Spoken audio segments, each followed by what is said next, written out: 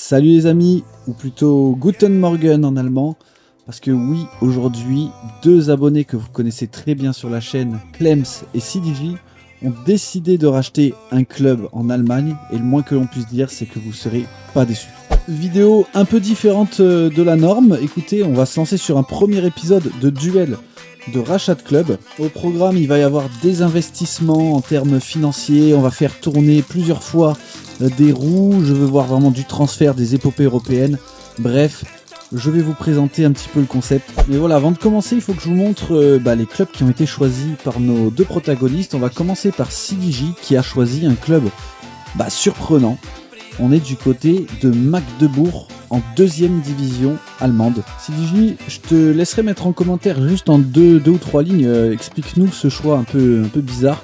Qui se plaît à racheter un club comme Magdebourg, qui n'est quand même pas très connu. Si tu as une petite explication, moi je la veux bien. Donc la première règle, vous allez voir que c'est pareil pour le deuxième club. Évidemment un grand classique, on a injecté 500 millions d'euros dans le solde et 500 millions en transfert, donc c'est un ajout de 1 milliard d'euros. Exactement la même chose a été faite dans le club de Munich 1860 qui a été racheté par Clems. Alors Clems, on avait tous les deux pensé que le club était en deuxième division, et ben non. Et à ça, on va tirer tout de suite une roue des bonus. Une petite roue que j'ai fait maison, donc on va voir ce que l'un et l'autre vont gagner comme bonus.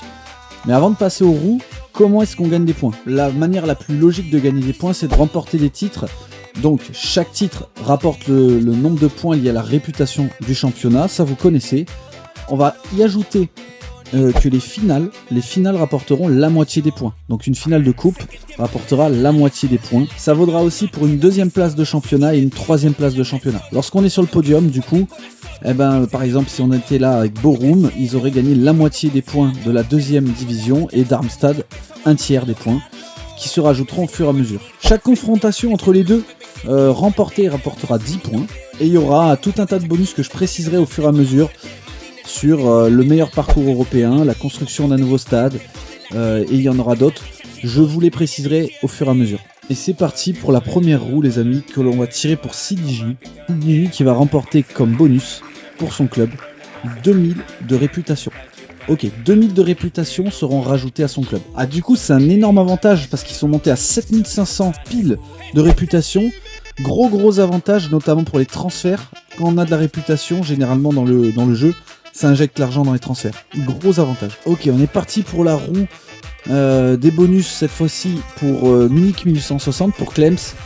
Alors, qu'est-ce qui va se passer? On va avoir un joueur de Bundesliga à 150 de niveau ou plus transféré au club et bloqué. Ok, donc alors on va voir quel joueur a été transféré. Et ben c'est le jackpot Dayot Upamecano, le français, qui a été transféré au club et qui est bloqué jusqu'à la fin de sa carrière au club de Munich 1860, 158 de niveau. Comment on en est arrivé à prendre Upamecano? J'ai recensé tous les joueurs qui avaient 150 ou plus, j'ai fait tourner une roue et je suis tombé sur Upamecano, comme ça vous savez pourquoi je l'ai choisi lui. Et du coup le petit clin d'œil, il joue au Bayern, il a changé de club sur Munich, voilà, il est passé du Bayern à Munich 1860. On va couvrir 20 ans, donc ça veut dire que je vais faire de 2 ans en 2 ans et on se retrouve déjà pour la première rotation Go 2025. Avant de passer aux résultats, les amis, je vais juste vous présenter un tout petit peu les deux clubs, chose que je n'ai pas fait. On va commencer par le club de Clems, le club de Munich 1860. J'ai demandé à une intelligence artificielle de me faire un petit résumé. Ce qui en ressort, c'est que le Munich 1860, c'est le rival historique du Bayern Munich, même si maintenant ils sont dans les basses divisions. Vainqueur de la Bundesliga en 1966 et de la Coupe d'Allemagne en 64. Il traverse depuis les années 1970 des périodes de déclin marquées par des relégations et des crises financières. Le club qui est actuellement en 3ème division allemande, comme on l'avait vu. Très bon côté du club que me relève l'intelligence artificielle, c'est un public passionné. C'est vrai que quand on est du côté de Munich, on s'attend à des supporters du Bayern. Pourtant, ils font quasiment 15 000 supporters de moyenne en 3ème division, ce qui veut dire qu'ils ont des fans passionnés. Et dans les mauvais côtés, on est obligé de le souligner, le club de Munich 1860 a une histoire marquée par une forte collaboration avec le régime nazi dès 1933. Clems, il faut que tu redores le blason de ce club, parce que ce que je viens de lire là, ça me plaît pas du tout. Donc tu vas nous le faire briller et tu vas redorer un peu le blason de ce club de Munich. En tout cas, bim bam boum, 2 ans plus tard, ton club qui est premier de la 3e division, ce qui veut dire que tu avais la première saison, le club a galéré. En tout cas, ça y est, premier de 3e division. Et on peut voir que la saison dernière, ça n'en était pas loin déjà de la montée. 3e, donc aussi 3e du championnat. On va diviser par 3 les 90 points et on va les rajouter. Donc ça fait 30 points de plus. 90 plus 30, on est déjà sur 120 points. Ça commence très très fort du côté de chez Clems. Du côté de Magdebourg, alors on est dans l'Allemagne de l'Est. En fait, c'est plus le centre de l'Allemagne, mais on était en Allemagne de l'Est. C'est le seul club est-allemand à avoir remporté un titre européen, la Coupe des Coupes, en 1974. Et il a gagné 3 championnats d'Allemagne de l'Est. Après la réunification allemande en 1990, le club sombre dans les divisions inférieures, plombé par des problèmes financiers et une perte des talents. Il retrouve la 3e division en 2015, la 2e à partir de 2018. Et on en est là, il faut que maintenant CDJ nous remonte tout ça en première division. Et malheureusement, ce sera pas pour cette année. Déjà, on est toujours en 2e division. Et donc 2 ans plus tard, Magdebourg, 4e. C'est rageant, à 2 points de la promotion. L'année dernière, ça fait 5e, donc pas de points, pas de points marqués. En tout cas, ce qu'on peut voir, c'est que le 7500 de réputation amène le club à d'ores et déjà beaucoup investir. Je m'en fais pas pour la suite. Je pense que, voilà, vu la réputation et l'argent, il y a de grandes chances que ça investisse très fortement du côté de Magdebourg. Vous vous doutez bien que si je vous ai montré l'intro, c'est qu'il y a un club qui est monté en Bundesliga et c'est le Munich 1860 de Clems, franchement 14e dès leur première année, c'est-à-dire qu'ils ont fait une double montée. L'année dernière, après avoir été promus, ils ont fait champion directement. On rajoute les points du champion de 2e division allemande, 125 points supplémentaires. Et on peut voir franchement, ils n'hésitent pas à investir. Ça, c'est vraiment top. Dès leur première année en Bundesliga, il y a de nombreuses recrues. On a des 87 millions d'euros dépensés sur le marché. Et on a par exemple là 2 très très bons joueurs. Pafundi, on est sur du 137 de niveau quand même. En plus, il est jeune. Et on a Nelson Waper, qu'on avait acheté dans la carrière de Tony avec le Paris FC, je sais pas si vous vous souvenez, 133 de niveau. Vous rajoutez à ça le fait que cette année, ils ont fait demi-finale de coupe. Upamecano qui est toujours là. Waper en attaque, je vous laisse voir quelque chose, observé par Magdebourg. Ouais, Magdebourg, parce que le petit CDJ, il a décidé de ne pas se laisser faire. Enfin, j'ai envie de dire, au bout de 4 ans, Magdebourg, champion de 2e division. 120 points également pour Magdebourg du coup. Magdebourg qui a beaucoup investi également sur le marché des transferts, 35 millions d'euros pour de la 2e division. Et le meilleur joueur du côté de Magdebourg, c'est Arnaud Nordin, un ancien Stéphanois, je peux pas me le voir celui-là, je suis désolé. Il est très inconstant du côté de Saint-Etienne. 129 de niveau, en tout cas lui, il a fait plus que le boulot depuis Magdebourg. 7,54 en 21 matchs. Voilà, ils sont champions, c'est top. En tout cas, je vous laisse voir que finalement, c'est malgré la réputation qu'on avait rajoutée à Magdebourg, c'est Munich qui investit plus. L'année dernière, en 2e division, ils avaient mis 85 millions d'euros direct sur le marché des transferts en 2e division. Magdebourg, un peu moins. Et les gars, l'argent qui descend très très vite. 276 millions d'euros, on était à 500. Ouais, franchement, on est parti pour 40 ans, il va falloir faire gaffe. Bon, de toute façon, il y aura une petite surprise au milieu de l'expérience après 10 ans. Go 2029. Ouais les amis, petit oubli de ma part, j'avais oublié de vous présenter les matchs en 2e division que les 2 clubs ont joué l'un contre l'autre. Une victoire pour l'un, une victoire pour l'autre, donc pas de points attribués, on est sur une égalité. Et cette année, du coup, on est sur une 6e place de Magdebourg qui va jouer l'Europa League. Bravo à eux.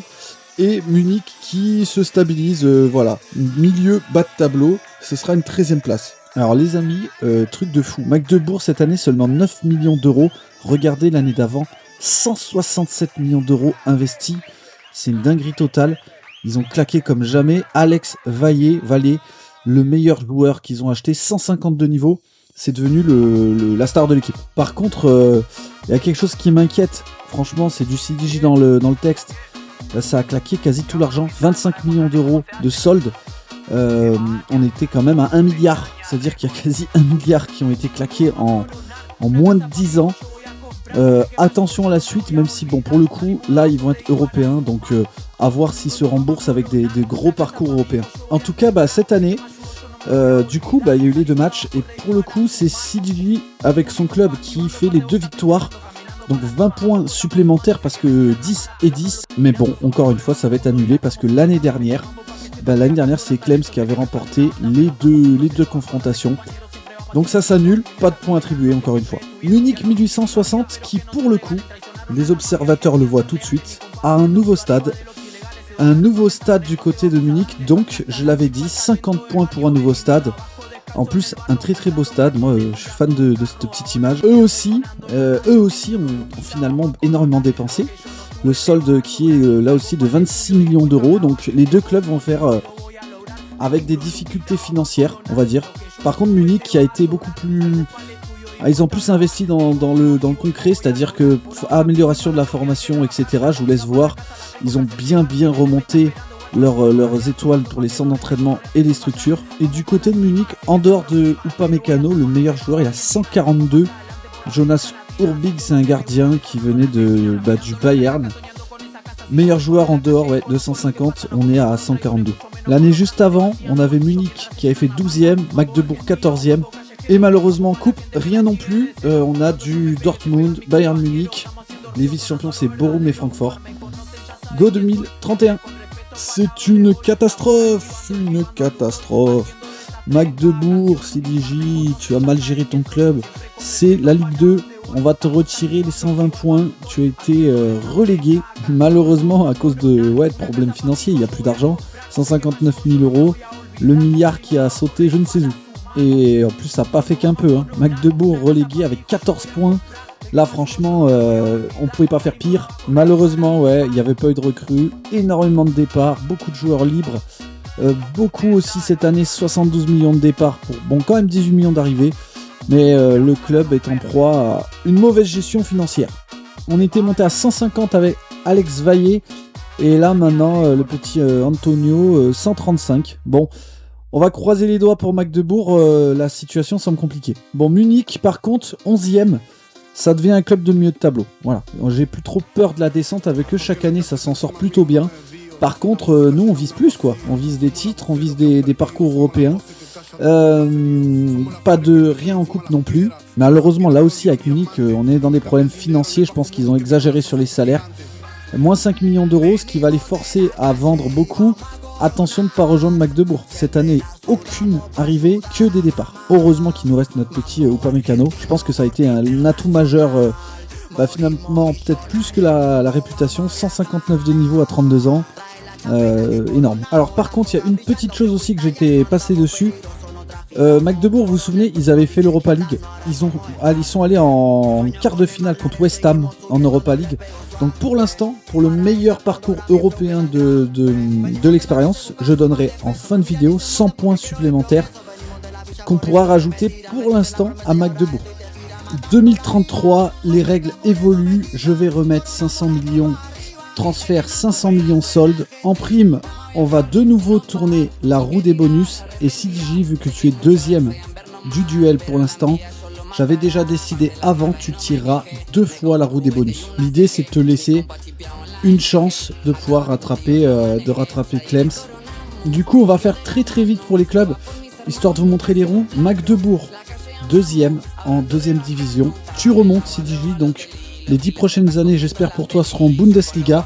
Et tu gagnes du coup 60 points. Rien de particulier pour Munich, pour l'instant 14e, on connaît, ils font jamais vraiment mieux, mais finaliste de Pokal en 2032 contre le Bayern, le derby de Munich en finale.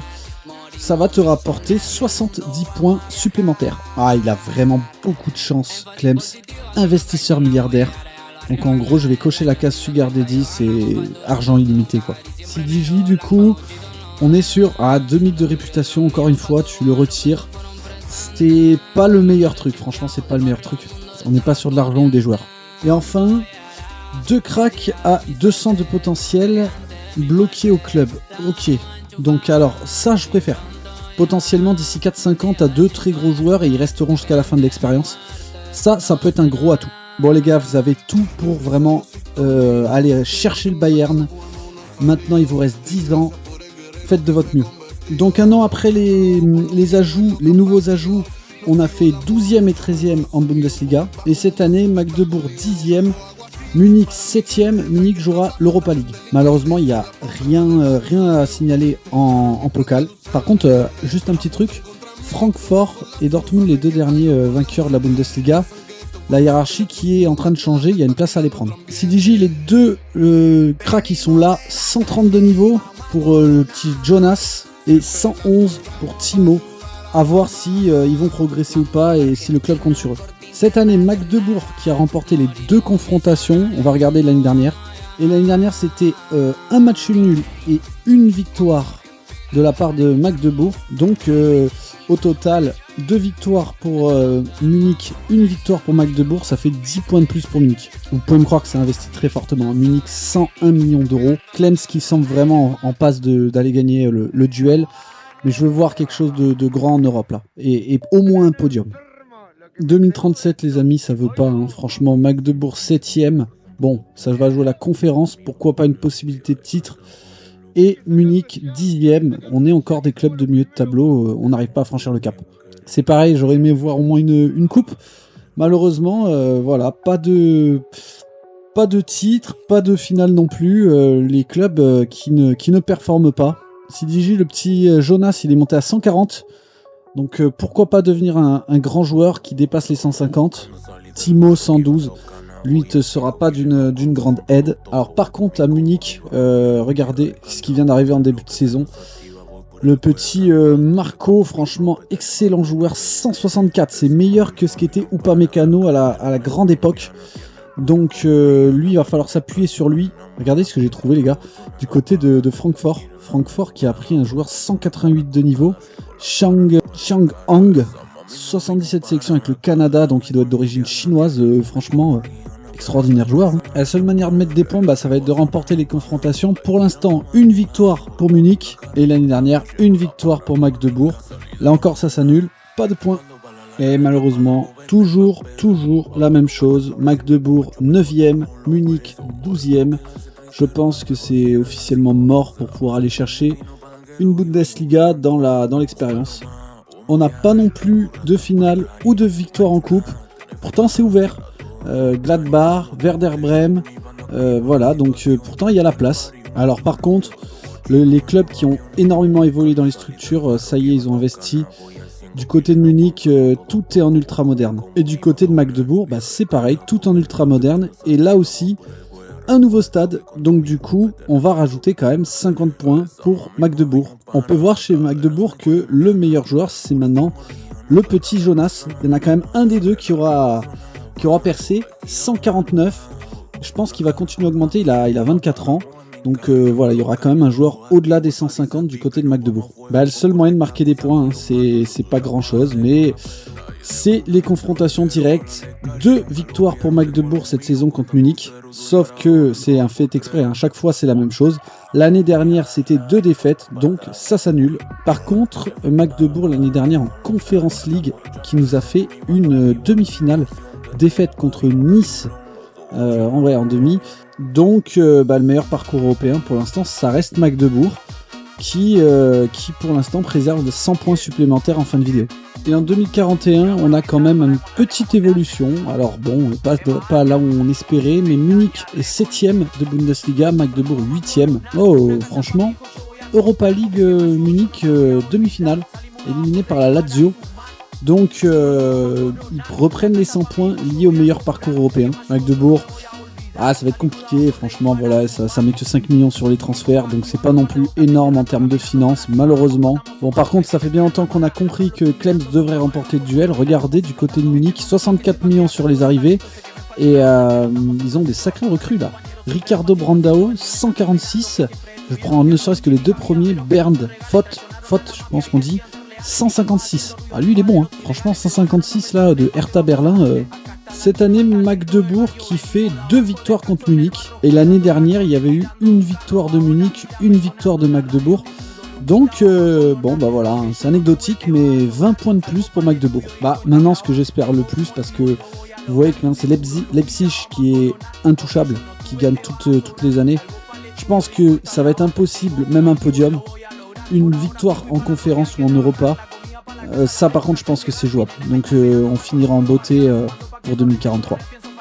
On arrive au terme de cette expérience les amis. 2043, on peut voir que Munich a fait une 5e place et ce sera le meilleur classement en Bundesliga d'un des deux clubs sur l'ensemble de l'expérience. Magdebourg 8e. Magdebourg, je vous laisse voir finalement, ça a été ils se sont stabilisés Bundesliga, mais on n'a pas eu les résultats escomptés. Une Bundesliga 2, donc une deuxième division. Ils finissent quand même l'expérience avec le petit Jonas qui a 160.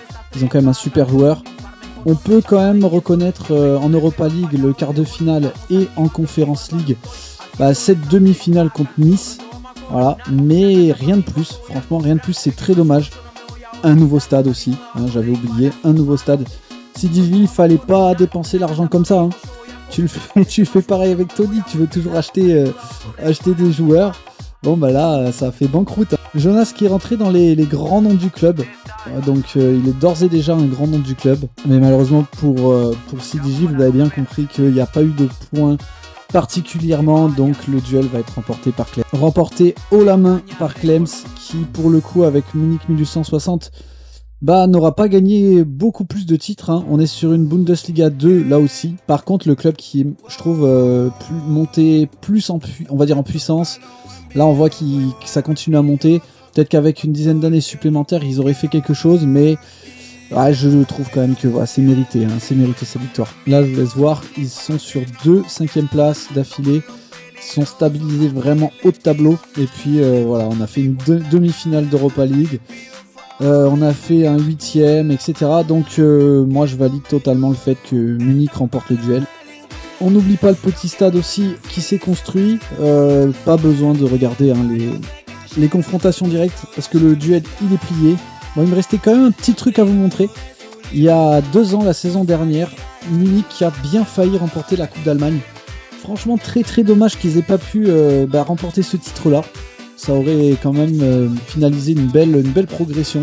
Ils ont perdu contre Eintracht Francfort. Putain, c'est dur ça. Bon excusez mon allemand approximatif, mais j'ai l'impression que même si Clems a remporté le duel, les deux nous ont parlé un allemand chinois. En tout cas, félicitations à Clems. À CDJ également. Vous me proposez si vous voulez de le faire dans un autre championnat. Voilà, pourquoi pas le faire en France au final, avec 2 personnes qui ont envie de jouer le jeu. Et puis écoutez, on se revoit très bientôt pour une prochaine vidéo. Salut les gars.